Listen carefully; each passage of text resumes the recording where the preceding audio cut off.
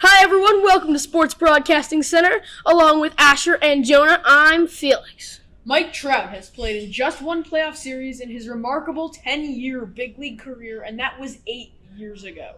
But this might be the year. Trout and reigning American League MVP Shohei Ohtani make a run in October for the Los Angeles Angels. Trout, a three-time MVP, is putting up historic numbers, and Ohtani continues to impress at the plate and on the mound.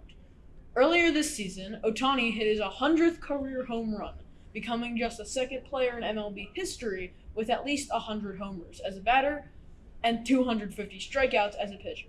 The other player was Babe Ruth.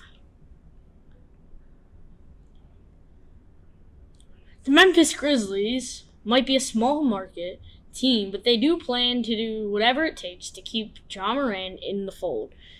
The NBA All-Star and Most Improved Player in 2022 is eligible for a 5-year maximum contract extension.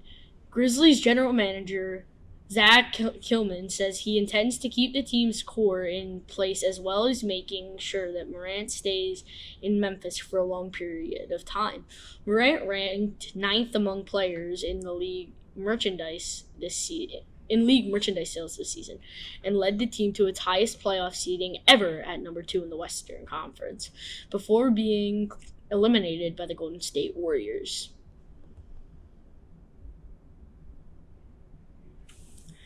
Sale of the Denver Broncos could reach $5 billion, but there is no shortage of billionaires' interest to buy the NFL franchise. Team president Joe Ellis says the new owner's number one priority will be building a $2 billion dome stadium, allowing the Broncos to host a Super Bowl for the first time ever. Chelsea, the Premier League soccer team, sold for $3.1 billion in May. This is the most ever paid for a team in any sport. NBC's Sunday Night Football, the number one show on television for 11 years in a row, has named the first female lead host of Football Night in America.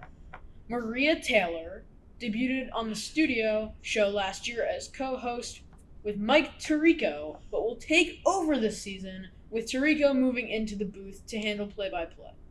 Taylor joined NBC Sports last year after failing to work out a contract with ESPN. The NFL kicks off the 2022 season on NBC September 8th when the defending Super Bowl champions Rams host the Buffalo Bills.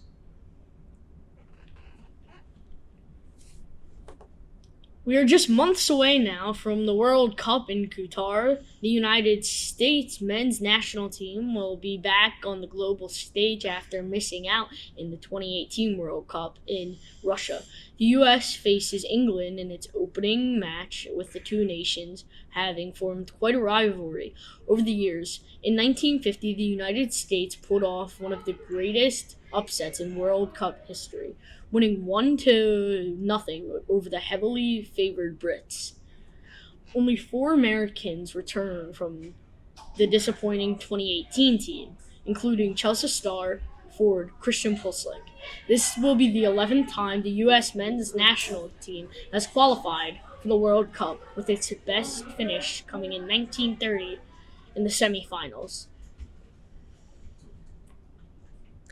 The college football season is fast approaching, but the Southeastern Conference is looking all the way ahead to 2025 when Oklahoma and Texas join the SEC, making it a new 16-team super conference. The SEC has a goal of every school in football visiting each of the other 15 schools at least once every 4 years. Meanwhile, the Big Ten plans to reshape its future scheduling, alignment, and championship arrangement beginning in 2023. The Big Ten is discussing elimination of divisions and staging a football title game between the top 2 teams in a 14-team conference. That's it for a busy day in sports. For my co-anchors, Felix and Asher, I'm Jonah Castle. Thanks for watching Sports Broadcasting Center.